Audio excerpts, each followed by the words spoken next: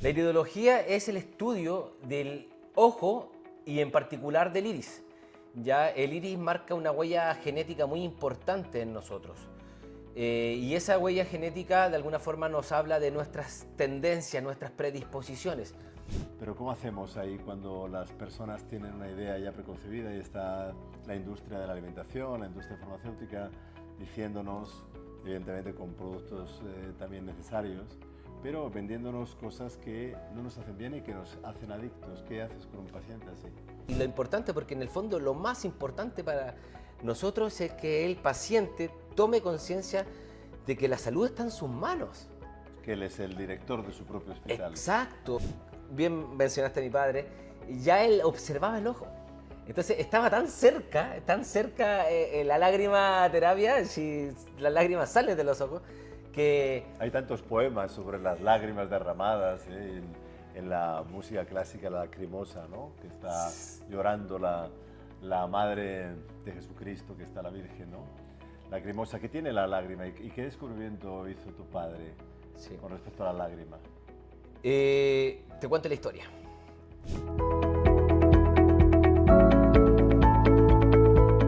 Muy buenas amigos, un placer estar de nuevo con ustedes en una nueva edición de este podcast sobre salud y vida que quiere llegar a sus corazones y a sus cerebros también para que se produzcan cambios en la salud, cambios para bien, se supone.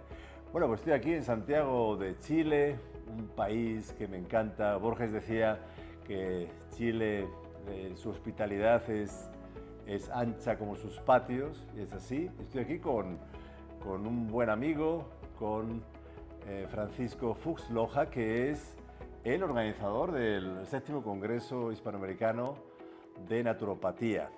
Y bueno, pues estoy encantado de compartir contigo. ¿Cómo estás, Francisco? Muy bien, Alejandro, muy contento, porque es un orgullo para mí que ustedes nos estén visitando en nuestro querido país. Queremos que se lleven un grato momento, así que muy contento, muy contento. Gracias por la invitación, Alejandro. Muy bien, encantado de que estés con nosotros. Y bueno, nos va a hablar de él, pero nos va a hablar también de su padre, de su papá, que es un grande de la naturopatía latinoamericana, chilena, nada menos que Hugo Fuchs Loja, que por desgracia falleció hace un par de años, ¿verdad? Un par de años, justamente, 2 años atrás. Bien. Y vamos a hablar también de la lagrimaterapia, ¿no? Lagrimaterapia. Que él la descubrió por casualidad. Y bueno, vamos a hablar de cómo está la naturopatía en Chile y vamos a hablar también del futuro que le ves a la naturopatía. ¿Cuándo empezó tu interés por la naturopatía, teniendo un padre tan, digamos, destacado, ¿no?, en este mundo? Mira, bien honesto, me gustaba el mundo de los negocios, el emprender. Estudié ingeniería comercial y resulta que no me hallé en el contexto y dejé de estudiar y empecé a trabajar con mi padre. ¿A qué edad? Este contexto que te estoy hablando fue ya más de adulto, más serio, en el contexto de profesionalizar más la naturopatía, pero empecé a trabajar con él desde muy chico. A los 10 años salíamos a comprar homeopatía, materias primas, y desde ahí que vengo en mi mente incorporando todos los nombres homeopáticos, la iridología, la lagrimaterapia y todo lo que él compartía y su salud consciente que profesaba, como libres pensadores. ¿Y entonces te formaste en la homeopatía? ¿Te formaste o fue con tu padre todo? Con mi padre, muy pequeño, empecé a conocer el mundo. No había una formación, porque mi formación yo quería el negocio. Y salí, cumplí 18 años, acá en Chile a los 18 te vas a estudiar ingeniería comercial. Y resulta que no fue lo mío, no me fue bien, no eran los números, y empecé a trabajar en una de las farmacias que él tenía. Y atendía a las personas, siempre les daba una recomendación extra en homeopatía a lo que ellos compraban. Y después llegaban y me decían: Francisco, oye, pero sé que me diste este remedio homeopático y me está yendo súper bien. Y mi papá me dijo, Francisco, pero atiende, yo te empiezo a derivar pacientes y tú atiendes. Tú ya sabías iridología porque había tenido la oportunidad de estudiar iridología y la... Explica un poco para las personas que no saben lo que es la iridología, ¿en qué consiste? La iridología es el estudio del ojo y en particular del iris. Ya el iris marca una huella genética muy importante en nosotros. Y esa huella genética de alguna forma nos habla de nuestras tendencias, nuestras predisposiciones. Bien sabemos lo importante de lo que es la epigenética, si al final somos lo que somos y hacemos lo que hacemos con lo que tenemos. ¿La epigenética cambia también el iris? Lógico, sí. Hay una parte de la iridología que es todo lo que es el tejido del iris y el color del iris, que es la constitución. Ya las personas con ojos azules, por ejemplo, tienen cierta tendencia. Se llaman iris linfáticos. Los ojos cafés, hematógenos. ¿Tendencias a problemas linfáticos? Linfático, inmunológico y hematógenos de la sangre. ¿Yo qué problemas tengo? ¿O lo tienes que ver con el...? No, pero ya se podría hablar. O sea, los ojos azules tienen una predisposición mayor, por ejemplo, a todo el tema de las alergias, ya sean en mucosa, ya sean en piel. Pero ahí está lo importante. O sea, va a ser el medio ambiente el que va a gatillar o no. Son como los genes. Los genes se pueden activar o no. Entonces... Bueno, yo tengo un ojo verde y otro azulado. Sí, muy... Entonces, hay otros signos en el iris que, por ejemplo, son acumulaciones de grasas, pigmentos, que esos ya sí tienen que ver con algo que te está pasando originalmente.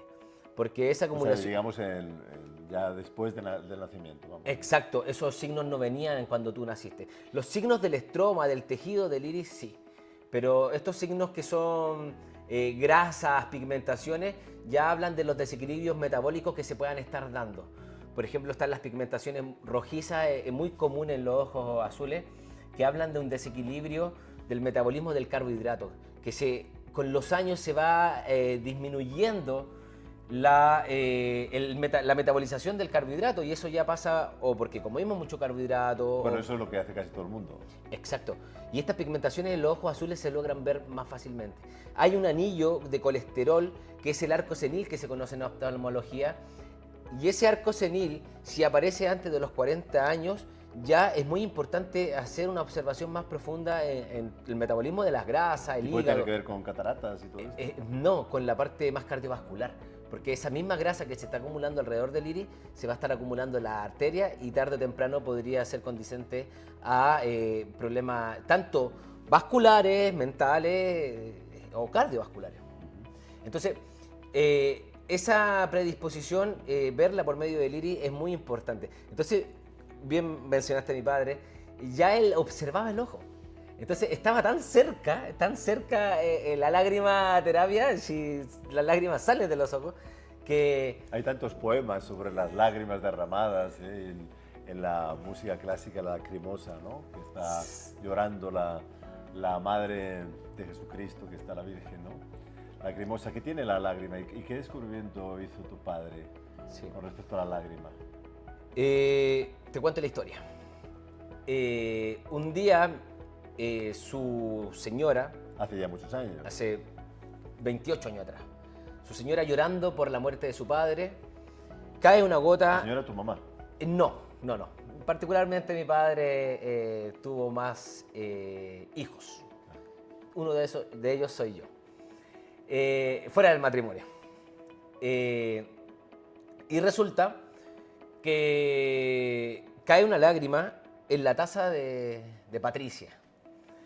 Y mi padre se para y va a ¿Una lágrima de Patricia? ¿O sí, una lágrima de Patricia que estaba llorando por la muerte de su padre. Vale.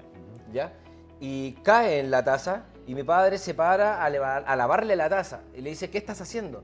Le dice, no, es que cayó una lágrima y la voy a lavar. Y ese es el concepto que quizás teníamos, ¿cierto? De que las lágrimas... La lágrima es sucia, ¿no? Exacto. Y le dice, no, me voy a beber mi llanto de mi propio dolor. Y le dice, bonito, ¿no? Patricia, un poema. Le dice, Patricia, esto es lo que buscaba Hahnemann, el similar, el remedio único, intransferible. Le dice, pero claro, si es lo que también... es el fundador de la homeopatía. De la homeopatía. Samuel Hahnemann. Y ella le dice, Pero claro, lo que decía... Que los símiles se curan con los símiles. Lo similar, exactamente.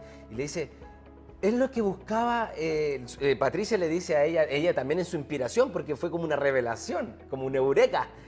Y le dice, pero claro, si es lo que Edward Bach hablaba del rocío de las flores, pero es nuestro propio rocío. De las flores de Bach. Sí, y se levantan, se abrazan y lloran. Y mi papá, yo creo que al otro día empezó a buscar. En ese tiempo se fue a un cibercafé, a internet, y encontró una investigación de William Frey en la Universidad de Minnesota. Y resulta que William Frey, hace un tiempo atrás, ¿De había... qué año estamos hablando? 97 más o menos. Antes del 2000, 95-97. Y resulta que William Frey hizo una investigación donde puso a llorar a dos grupos de personas. Una picando cebolla y a otra viendo películas emotivas. Y resulta que la investigación dio como conclusión que las lágrimas son totalmente diferentes. Si las lágrimas tienen... En la composición. En la composición bioquímica. Si las lágrimas tienen agua, sal, componentes... Esos comunes, digamos. Comunes. Todas, sí. Pero... Sabe salada. Saladita, la lágrima, sí.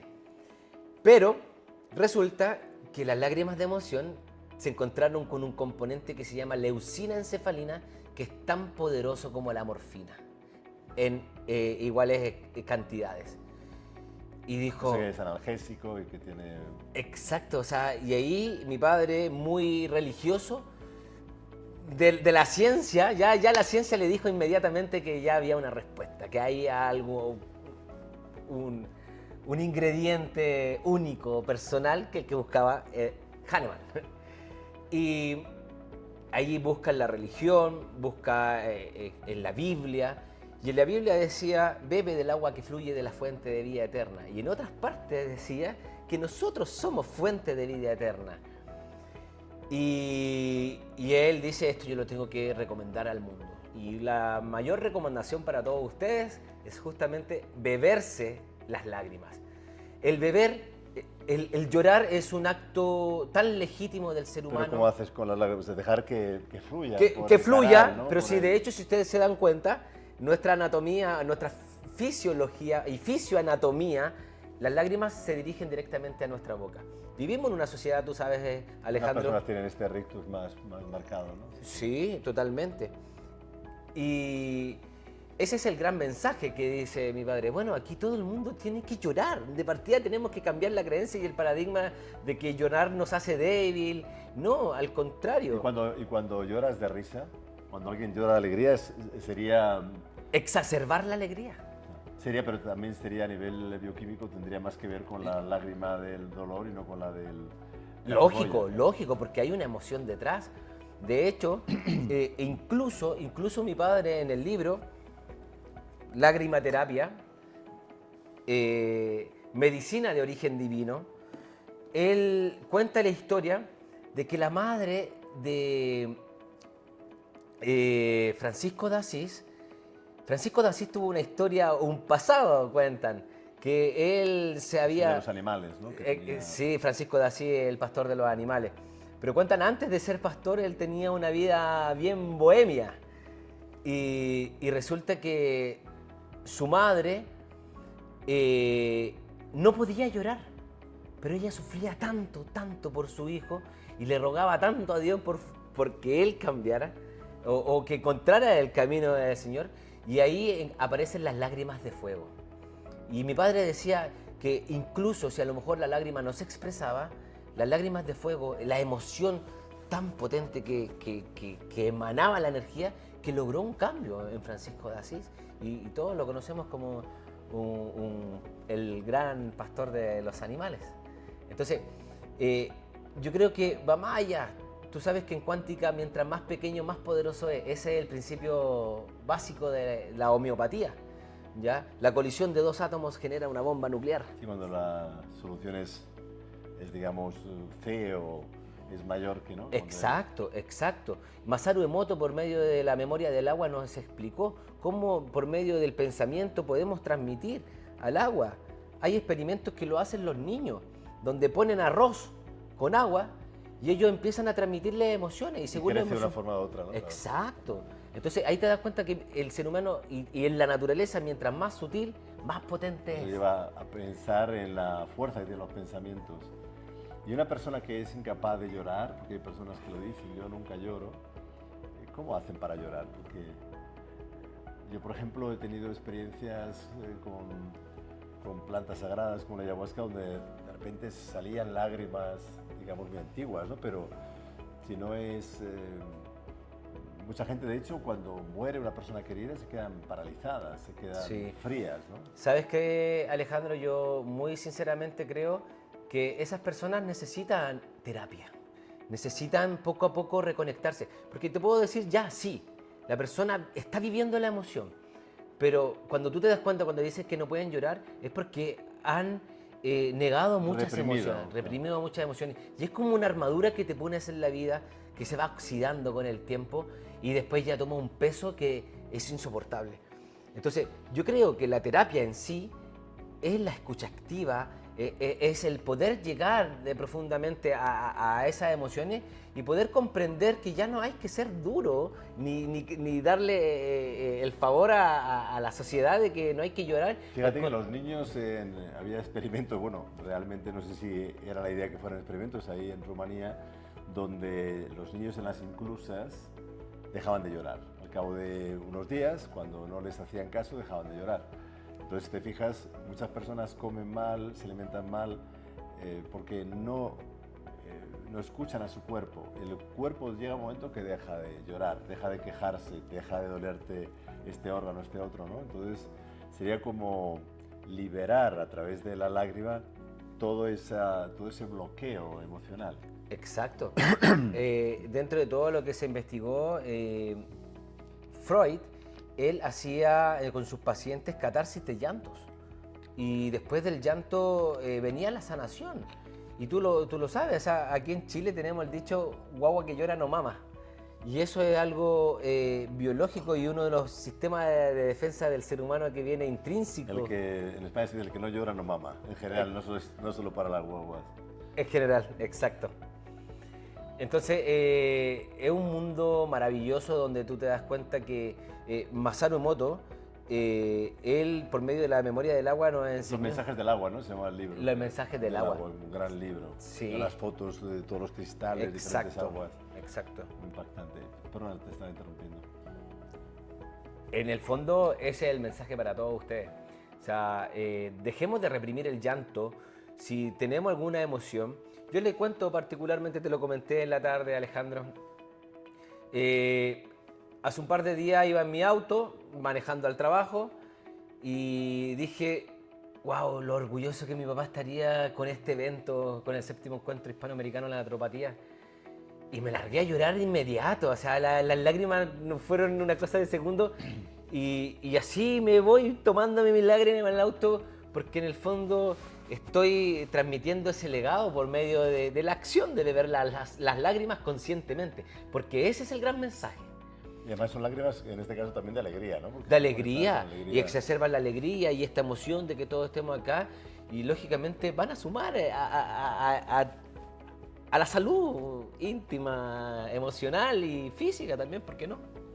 ¿Y qué más cosas haces en la terapia? Porque me imagino que te llegarán, a los terapeutas en general les suelen llegar un tipo de pacientes, ¿no? Por épocas. Antes comentábamos, antes de la entrevista, que ocurre muchas veces que te llegan un mismo día pacientes con el mismo perfil. ¿Cuáles serían los perfiles que más ves en Chile? Tengo que decir que hacía años que no venía a Chile. Fui a despedirme precisamente de Jimena Canovi, una gran amiga que, bueno, yo ya sabía que iba a ser la última vez, una gran periodista, compañera de la televisión alemana. Y en aquella ocasión, hace 4 años por ahí, antes de la pandemia, yo vi a Chile más triste, yo ahora le veo más alegre.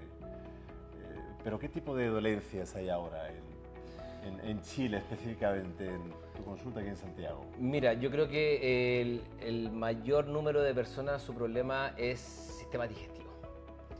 Yo creo que hay una gran falta de conciencia Estreñimiento, en la alimentación. Estreñimiento, colon irritable, gastritis, reflujo y muchas cosas que derivan. Tú sabes, Alejandro, que para la medicina natural siempre ha sido mucho capital el sistema digestivo. Hipócrates decía que la muerte iniciaba en el colon.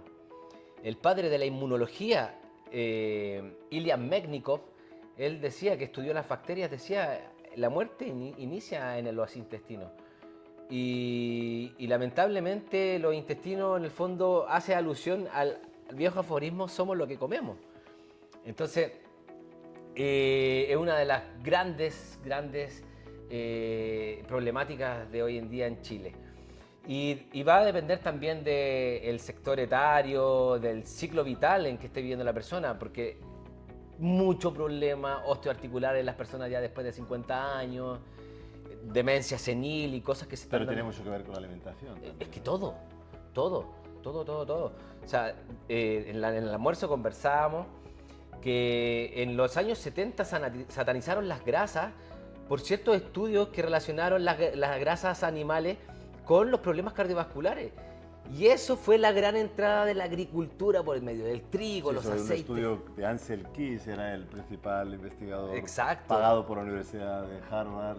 Exacto. Bueno, en realidad pagado por la industria del azúcar, ¿no? Entonces querían demostrar que las grasas eran lo más grave, ¿no? Que esto es un problema porque ha dejado en entredicho muchos estudios que sí que son serios y que son reales, ¿no?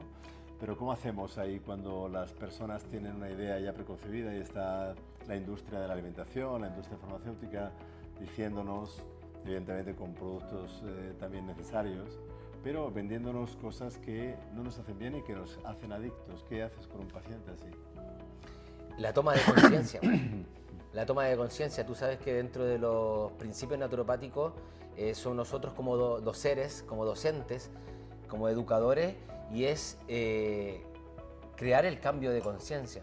Mi padre me decía, Francisco, yo a la gente les chispeo hasta el dedo cuando se está yendo de la consulta o porque es un acto donde tú ¡pum!, haces un cambio y lo importante, porque en el fondo lo más importante para nosotros es que el paciente tome conciencia de que la salud está en sus manos. Que él es el director de su propio hospital. Exacto, y que va a depender de la calidad de decisiones que tome día a día, de si se encamina a la salud o a la enfermedad. Y tú sabes que la alopatía, lamentablemente, tiene ese paradigma de la enfermedad. Al final, la búsqueda de los exámenes, todo lo que te hacen es para diagnosticarte, medicarte o intervenir. Además, estás tratando ahora una cosa que comenzó hace muchos años, pues desde el parto no natural, que de alguna manera por cesárea, porque era necesaria, la cesárea a veces es necesaria, pues todo ese contacto con las bacterias de la madre y luego no recibe una lactancia adecuada el bebé y recibe pues leches de estas industriales y luego empieza a comer mal y luego hay, por ejemplo, alimentos en los restaurantes, está el menú infantil, que es algo que no sería nada recomendable, pero para un niño, ¿no? Entonces, ¿cómo reviertes esta situación? Y lo más complejo, ese mismo tipo de alimentación, por ejemplo, en los hospitales, aquí no hay alimentación ni vegetariana, nada. En los hospitales está el fideo con la carne, el puré con la carne, y es así. Y uno se dice, pero ¿cómo si la persona que está hospitalizada debería tener una alimentación más sana? Y no es así. Yo creo que es muy importante el gobierno, con políticas de integración, ya sean políticas de salud pública o educacionales. Mi padre siempre decía, Francisco, el gran problema es que a todos nos enseñan higiene externa. Lávate las manos antes de comer, lávate la cara al levantarte, los dientes, pero nadie nos hablaba de higiene interna. Cómo comer, cuándo comer, cuánto comer, dónde comer. ¿Qué horas del día, no? De los ritmos circadianos. Respetar, exacto. Hoy en día, ¿cuánto problema no tenemos con la luz azul? Porque hoy en día tú sabes que a todo se le pone nombre la ciencia, que está bien, si la ciencia avanza para mejor y cada uno sabe cómo usar estas herramientas. O sea, nosotros podemos usar la herramienta de la ciencia. Sí, pero la luz azul nos va a cambiar, que es la luz blanca normal que se ve aquí mismo, ¿no?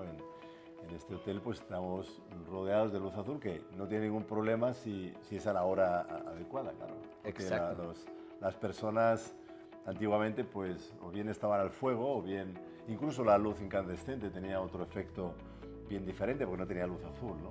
Sí. Todavía se venden estas bombillas incandescentes. O sea, hay tantas cosas que me imagino que en la época de tu padre empezó a ver, vivió, digamos, esta evolución de la salud o esta evolución de la salud a nivel general, ¿no? Porque la generación de tu papá, pues todo el mundo estaba delgado. Sí. Era difícil encontrar, y los obesos eran obesos sanos en gran parte. Sí. O había, porque hay un porcentaje de los obesos que no tienen problemas metabólicos, ¿no? O sea, es pequeño, Exacto. pero ahora ves por Santiago de Chile, por Madrid, por cualquier ciudad del mundo, es una cantidad de personas que tienen trastorno metabólico y lo estás viendo por la cintura, estar viendo que no es una cuestión estética, es una cuestión de salud. Entonces tú ves en el iris cosas que llegará un momento en que no hará falta ni ver el iris, porque ya lo estás viendo en... Evidente. Evidente es cómo nos alimentamos. O sea, yo te puedo decir, al final hay un dicho muy claro que se refiere a Paracelso: todo es veneno, nada es veneno. La dosis hace al veneno, ¿cierto? Tú lo sabes. Entonces, yo puedo decir, oye, las grasas animales y la proteína animal es lo que tiene mayor valor biológico para una persona, por ejemplo, cuando necesita componentes regeneradores.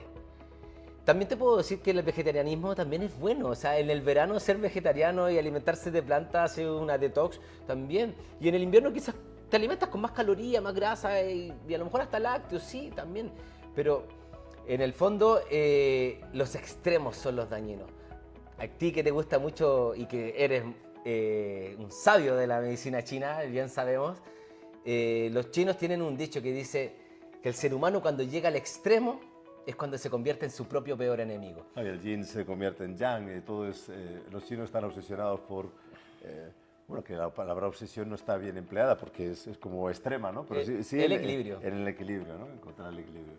Sí, entonces, claro, acá por ejemplo acababan de pasar las fiestas patrias, tuvimos una semana completa y que incluso el mismo gobierno da días extra de feriados y una semana comiendo carne, empanada de pino. Entonces, el 22, es el 18 de septiembre. Carne con carbohidratos, que no es una combinación ideal. No, toda la papa frita, el puré.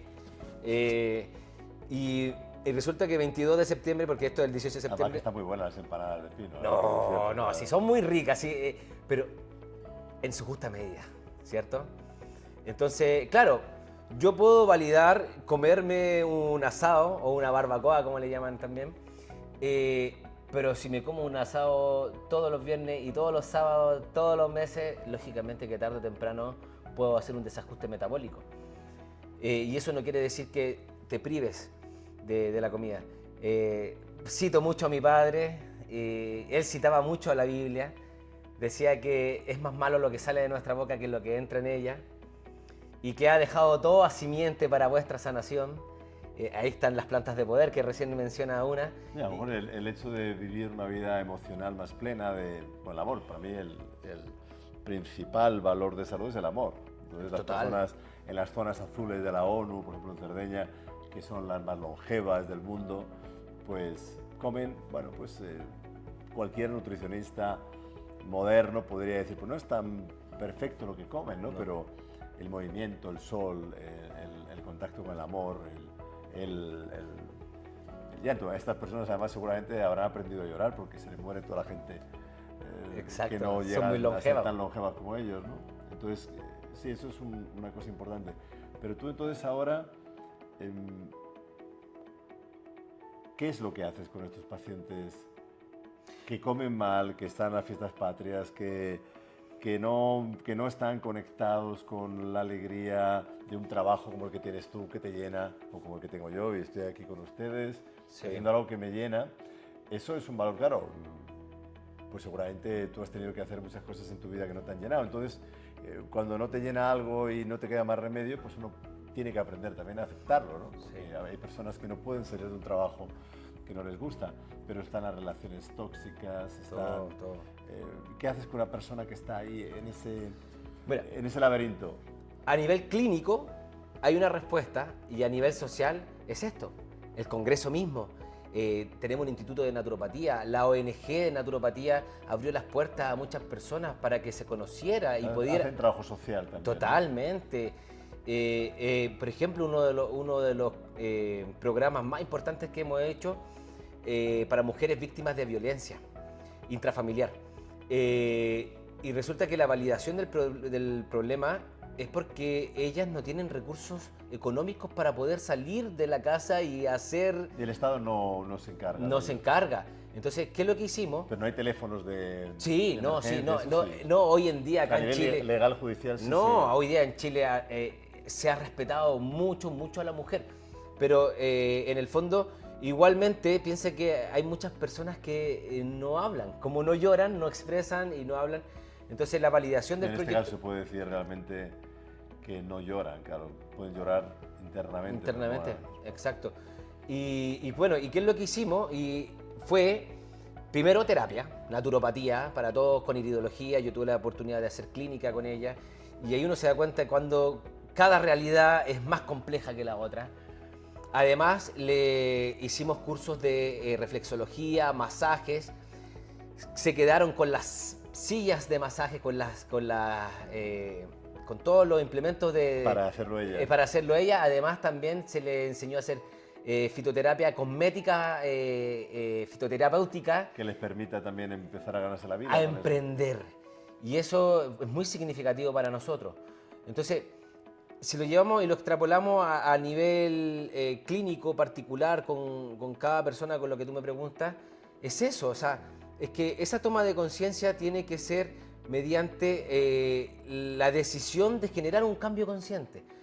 Tú sabes, la neuroplasticidad, que es muy importante generar el pequeño cambio.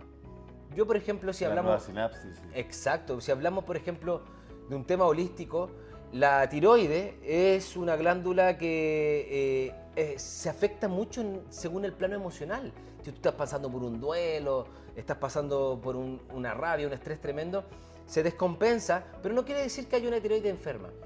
Pero esa persona, si nosotros pensamos que la tiroides es la glándula del chakra de la comunicación, si esa persona toma conciencia que a lo mejor tiene que empoderarse, tiene que poner más límites, tiene que hablar, comunicarse mejor, lógicamente cuando empieza a hacer esos cambios conscientes es cuando... No quiere decir que se va a sanar de la tiroides, porque no son solamente los aspectos psicológicos. Pero en Alemania, fíjate que se dice ich habe einen dicken Hals, o sea, estoy hasta aquí, ¿no? Estoy hasta la garganta, no dicen otra cosa. Estoy hasta la garganta. Hasta la garganta, ¿no? Entonces, estas personas, yo lo he visto en muchas pacientes, sobre todo mujeres, que sí que es verdad que ese nudo de la garganta, que nosotros lo tenemos con esa expresión, ese no expresarse, y eso es algo que evidentemente, o expresarse de forma desmedida, ¿no? También el colérico. El extremo. El extremo, claro. Volvemos a... No dices nada, aguantas. Explota. Y explotas. Y me pasó muchas veces con pacientes que me decían, no, Francisco, si ahora ya ni me soportan en la casa. Bueno, ahí de nuevo explicar... Pero se soportaban mejor ellos, ¿no? O sea, Sí. Y es un tema que importante, que a lo mejor sea muy básico pensarlo, pero es un tema de comunicación. De pronto... Basta que tú expreses un poco más tus sentimientos. Respecto a la neuroplasticidad y este mismo tema, yo a la gente le digo, el ser humano tiene defectos y virtudes. Sombra, como dice la psicología. Yo siempre digo, y lo aprendí de la terapia, porque tú sabes que nosotros también nos hacemos terapia, y es muy importante para poder conocer más profundamente, porque si no viene de muy cerca. Y tratando al paciente uno se hace terapia también. Totalmente. Porque siempre hay aspectos de la persona, ¿no? Sobre todo te hace ver que, bueno, no es eso de mal de mucho consuelo de tontos, pero sí que es verdad que cuando ves casos como los que vemos todos los días, casos donde las personas tienen que superar situaciones realmente difíciles, pues realmente uno aprende también a quejarse menos, ¿no? Exacto. Entonces, en esta analogía de la sombra, de los defectos, las virtudes, una vez una terapeuta me dice, Francisco, los defectos son como un niño con pataleta, que si no le das atención, más pataleta van a hacer. Tú hablabas delante de que después dejan de ser pataletas. Sí, después dejan de ser pataletas. Pero en el acto, el momento, si no le das atención, más pataletas hace. ¿Cómo le das atención? O sea, ¿cómo ese niño calma su pataleta? Lógicamente, dándole atención. ¿Y qué es la atención que uno le debería dar a sus sombras, a sus aspectos? Bueno, primero que todo, es aceptarse. ¿Sabes que ya? Sí, soy así. Me cuesta poner límite, me cuesta comunicarme, ya. Pero como ya comprendí que soy así y que de alguna forma esto está contribuyendo con mi enfermedad, porque ojo que no es todo, sin embargo puede ser que sea muy, muy importante, hago un cambio. Y yo siempre digo, le doy el ejemplo. Si aquí yo tengo en mi oficina todo ordenadito y llega la persona y me saca un lápiz y me lo desordena, mucha gente se enoja y no dice nada. Bueno, y así sucesivamente. Pero cuando uno hace el cambio real y quiere generar esa nueva neuroplasticidad, tiene que poner un límite, decirle, ¿sabes qué? Y a lo mejor no tiene para qué ser enojado. Le dice, ¿sabes qué? Tú ves que me mueves el lápiz, me molesta. Nunca te lo digo porque aquí decimos, vivimos la fiesta en paz. Pero hay sí, gente que aguanta y acaba matando a la otra persona al cabo de los años y le preguntan, ¿y usted por qué mató a esa persona? Es que me Claro. ponía el lápiz todos los días, ¿no? Exacto. Y resulta que si esa persona le dice a quien le mueve el lápiz una vez, ya después lo va a poder hacer otra vez. Claro. Y bien sabemos que somos animales de Bueno, costumbre. en América Latina cuesta mucho. Yo he vivido en Alemania 30 años o más y ahí no les cuesta decir no. Exacto. Pero en América Latina es el gran problema, ¿no? La complacencia, Sí, ser incapaz sí. de decir que no. Esto es algo que genera una cantidad de malestar. O sea, imagínate si a lo mejor resulta que decir que no, cuando quieres decir no, puede ser más importante que la alimentación. Y que Exacto, muchas cosas, ¿no? exacto, porque al final son esas relaciones tóxicas que empiezas a tener. Oye, estáis muy feliz porque llegaste a un trabajo, pero resulta que... Y esa persona, en el fondo, es también tu gran maestro. Claro. Si te está mostrando... Y llega un momento que cuando uno aprende, a mí me costaba también decir que no, pero ya le coges el gusto. Y yo, por ejemplo, ahora soy incapaz, soy capaz, pero no lo hago. Si yo sé que tú te voy a pedir un favor y no vas a ser capaz de decir que no, yo ya tengo mi análisis, que no es la ideología, Y no lo pero pides. digo, y sencillamente no te lo pido. Exacto. Porque me lo vas a dar, lo que yo Sí. te estoy pidiendo, pero me va a llegar una factura posterior muy, muy grande que no me apetece pagar. Exacto. Entonces ese es el tema, ¿no? Y sabes que yo creo que recién como haciendo una analítica, tiene mucho que ver con la autocomplacencia. Como que esa autocomplacencia que nosotros tenemos hacia sí mismos, bueno, somos autocomplacentes con las personas. Y en el fondo es porque como seguir viviendo la fiesta en paz, pero ¿dónde está tu carácter? ¿Dónde está tu autoestima? ¿Dónde están tus límites? ¿Dónde está...? Yo hago un análisis muy profundo acá en Chile, que la mujer es el verdadero sexo fuerte, porque siempre se habla del sexo fuerte del hombre. Bueno, no solo en Chile, eso. Y Yo solo pienso que no solo en Chile. Sí. totalmente. ¿Y qué es lo que pasa? Que la madre es la que muchas veces se pone los pantalones, saca adelante a los hijos, les da la universidad y el papá, claro, tomó sus alas, recorrió el cielo y resulta que después a los 20, 25 años los hijos, es que mamá me tenéis chata. ¿Y dónde se va? Donde el papá, que es súper light y todo eso. Sí, no, y luego las hijas sobre todo cuidan a los papás que nunca les han cuidado. Exacto. Sí. Y resulta que la madre después sufre. Pues, ¿cuántas mujeres yo no he escuchado en clínica que... Y no es que sean... que quieran exigir al otro, sino es que la mínima condescendencia de... Pero si fueran, claro, yo ahí hablo de las mamás gallinas, ¿no? O sea, que están ahí Me acuerdo. ocupándose demasiado de sus hijos y se convierten en parásitos. Sería la idea de teatro de familia, ese teatro familiar. Teatro de familia, exacto. Que vivimos, ¿no? Exacto. Pero, ¿qué es lo que pasa? Es que tiene que haber un valor de mínimo del hijo a la madre. ¿Entiendes? Y que no la madre termine siendo la bruja y después, claro, me voy con mi papá que es super light, pero resulta que la mamá fue la que se sacrificó, le dio los estudios y todo. ¿Entiendes? Sin necesariamente ser esa mamá gallina, pero sí quizás ese tutor que a veces los jóvenes necesitan. ¿Y sabes por qué pasa eso? Porque ella se pone los pantalones y ella toma la decisión y se quedan los hijos con ella y los saca adelante. ¿Y dónde está todo ese esfuerzo de años de lucha para que después... Yo lo transmito y me cuesta ponerme en esos pantalones, pero es por lo que escucho de los pacientes. Tus hijas, tienes 2 hijas, ¿no? Sí. Son chiquitas todavía. Sí. ¿Y cómo te imaginas tú ponerle límites Oh, a no tus sé. hijas? Porque se te cae la baba cuando hablas de ellas, ¿no? Sí. Difícil. Y esto que estoy conversando ya lo veo en mi familia, y mi pareja Jocelyn es la que ya es más mano dura que yo. Yo soy el complaciente, y no sé si está bien, ¿ya? Sin embargo, sí sé que está bien, que tiene que ser uno, porque tampoco puede ser que los dos sean muy críticos, porque en el fondo... Bueno, tienen que estar en una línea, en ¿no? un equilibrio. Que no se Sí, uno contra el otro. exacto. Pero tampoco quiero ser ese papá que después no pueda poner los límites. ¿Me entiendes? Es un futuro imprevisto. Bueno, pero yo creo que es importante no ser el mejor amigo de tu hijo o de tu hija de 5 años, ¿no? Sino ser el papá, ser la mamá, ¿no? Eso es importante. Exacto.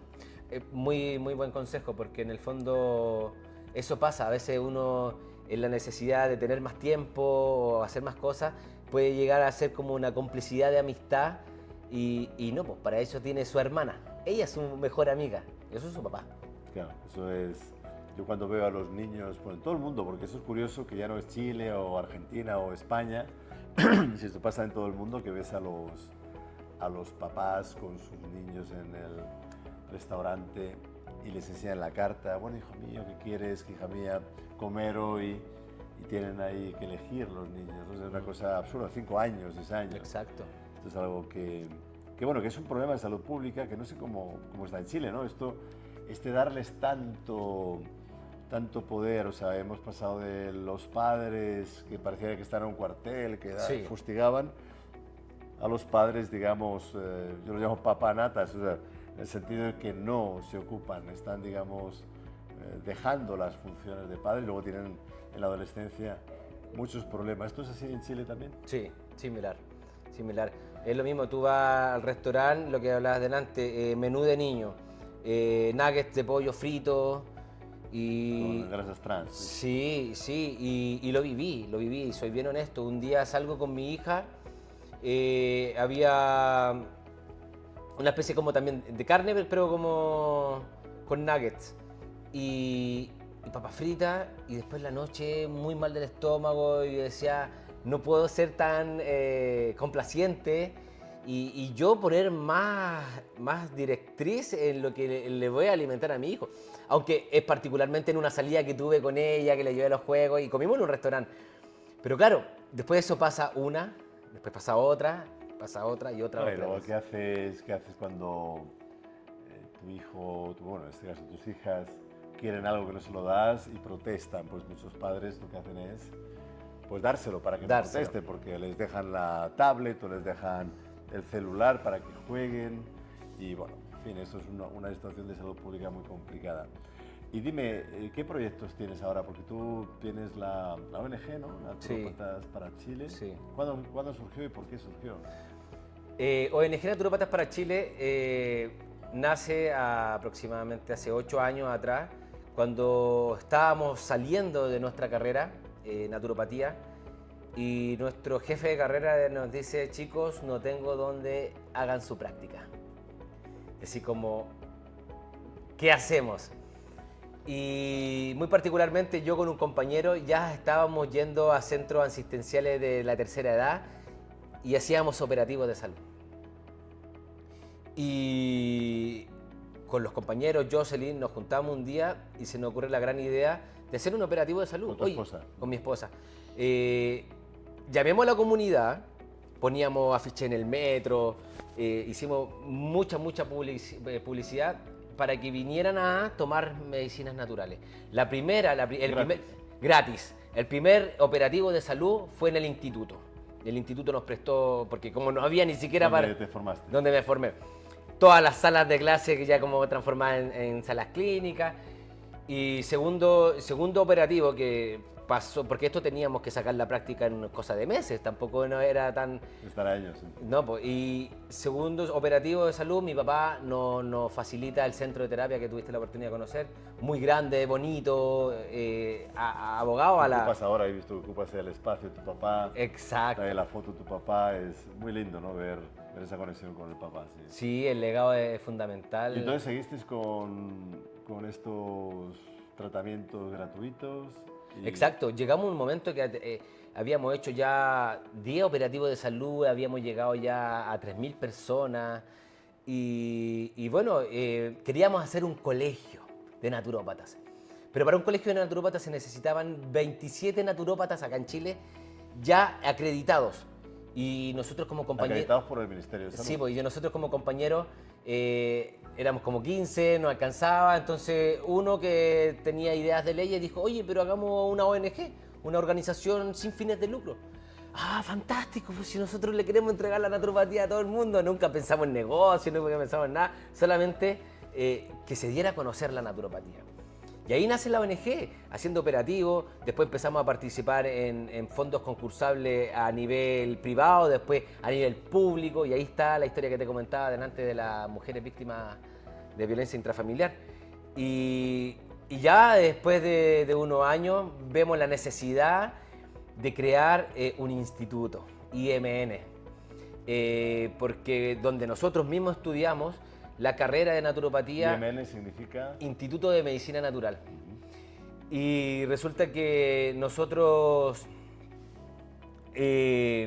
veíamos que donde mismo habíamos estudiado la carrera era como un pupurrí o muchas cositas entretenidas, ya yoga, aquí, aunque no digo nada que era el yoga, pero tantas cosas que hacían muy atractiva la carrera, sin embargo no nos dieron una base sólida en la ciencia naturopática. Ahí fue cuando conocimos al doctor Abed, y él nos empezó a nivelar en todos los conceptos que nosotros había... Es el director científico, ¿no? Sí, del instituto.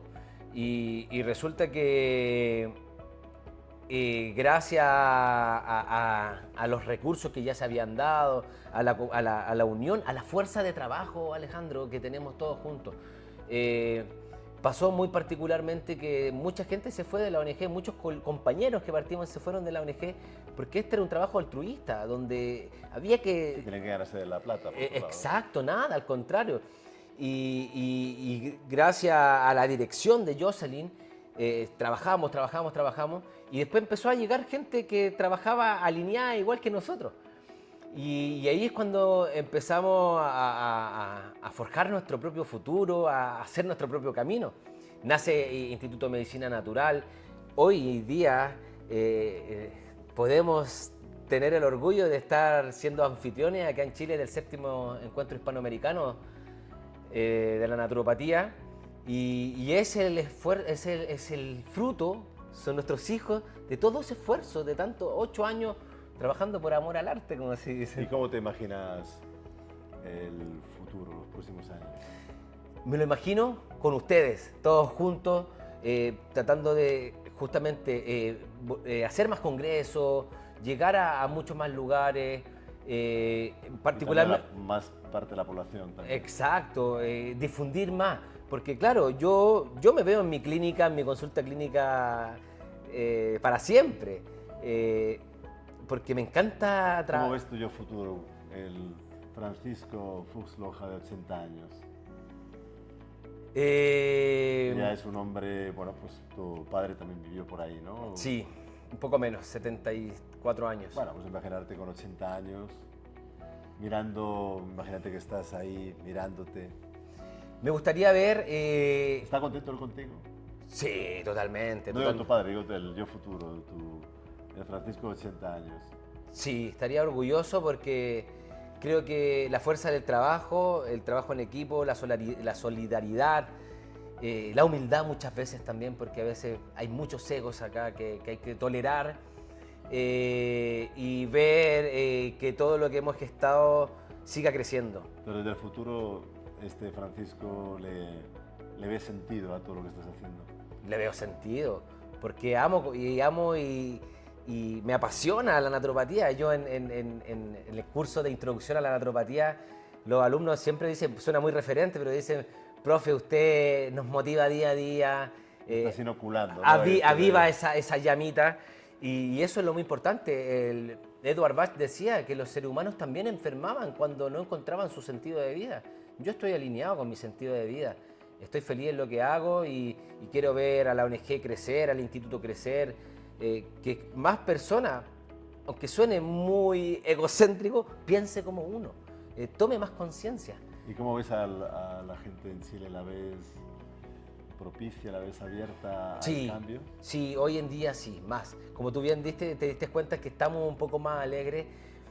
Chile ha pasado por muchos problemas importantes. Eso es algo que se capta realmente. Sí. Un país como con un trauma. Sí, muy traumatizado. Claro. Sí, un trauma. Con la historia también, ¿no? Pero sí que se nota ahora los policías en la calle, la gente. Sí, mucha más alegría, ¿no? Menos serios. Sí. Mira, Alejandro, yo siempre digo, todo depende con la lente que uno quiera mirar las cosas. Bueno, también, claro. ¿Cierto? Y podríamos pensar que a lo mejor la pandemia tuvo muchos aspectos negativos, pero yo creo que después de la pandemia haber tenido como guardarse, como que hubo un cambio, la gente salió a la calle nuevamente con una visión distinta de tener más autocuidado y acercarse más a la medicina natural, que es lo más importante. Además es muy importante que ahora el miércoles pasado se aprobó una nueva ley, ¿no? Sí. Explícanos brevemente. Claro, se promulgaron las políticas de medicinas complementarias y prácticas en buena salud. Es de lo más avanzado a nivel mundial, ¿no? Sí, totalmente. Chile desde hace mucho tiempo tiene decretos que regulan por medio del Ministerio de Salud la naturopatía, la acupuntura y la homeopatía. Y había un trabajo muy largo, o sea, se demoraron 7 años en promulgar esto. ¿Qué quiere decir esto? Que hoy en día en los hospitales de salud pública va a haber acceso a las medicinas complementarias. Y eso es valioso para nosotros, fue muy orgulloso y fue la sincronía de esta semana, como hablábamos delante. Y va a ser un gran ahorro en realidad para el sistema de salud, ¿verdad? Lógico, porque es una medicina preventiva. Claro. Sí. Y luego también el hecho de que haya más tiempo, porque el naturista en general tiene más tiempo. Que claro, muchos doctores, amigos que quiero mucho, pues se quejan de que tienen que tratar a los pacientes 2, 3, 5 minutos, ¿no? Y eso es para ellos mismos un esfuerzo descomunal que tampoco tienen tiempo, ¿no? Para ver lo que pasa realmente a la persona, ¿no? Es escuchar. Escuchar, si tú sabes que muchas veces simplemente escuchar, la escucha activa, la empatía, el contacto amoroso. Yo siempre digo, muy románticamente, es un alma más escuchando a otra alma. Y eso es. Y en el fondo cuando yo digo que desde el ego no tomar más conciencia, no, si en el fondo es necesario que la gente tome más conciencia.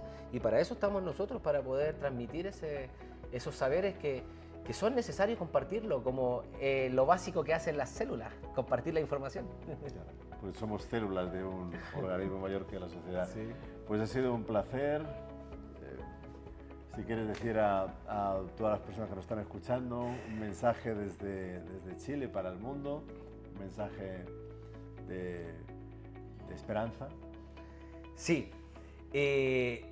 como bien te dije, Alejandro, es muy importante la admiración, admirar a personas. Yo admiro mucho a Alejandro y te lo digo delante de todos. Cuando yo te conocí en España, me quedaron muy grabada tu experiencia de vida, cómo llegaste a esto. Y valoro mucho todo tu camino y tu andar. ¿Y por qué digo que la admiración? Porque si usted se encuentra con un naturópata, admírelo, porque él está orientándolo, porque quiere algo mejor para usted. Y si usted admira a alguien, como bien dice, al que buena sombra se arrima, al que buen árbol se arrima, buena sombra cobija. Entonces, es eso. Tomar conciencia quiere decir que tengo que tomar valor por la salud, ¿ya? ¿Qué quiere decir eso? Que he perdido salud y tengo que recuperarla. ¿Cómo la recupero? Viendo cuándo son los obstáculos, qué estoy haciendo mal, dónde están mis prácticas, hacer un poquito más de ejercicio, dormir mejor, relaciones más sanas, cortar vínculos a veces que son necesarios. Y eso, en el fondo, con pequeños pasos de gigante que yo vaya haciendo día a día. A largo plazo, claro, vas caminando mucho. Es lógico, y ese es el gran mensaje que nos deja la naturopatía. es ser consciente de que la salud depende de nosotros, totalmente. Muy bien, Francisco, muchísimas gracias por estar aquí con nosotros, un placer.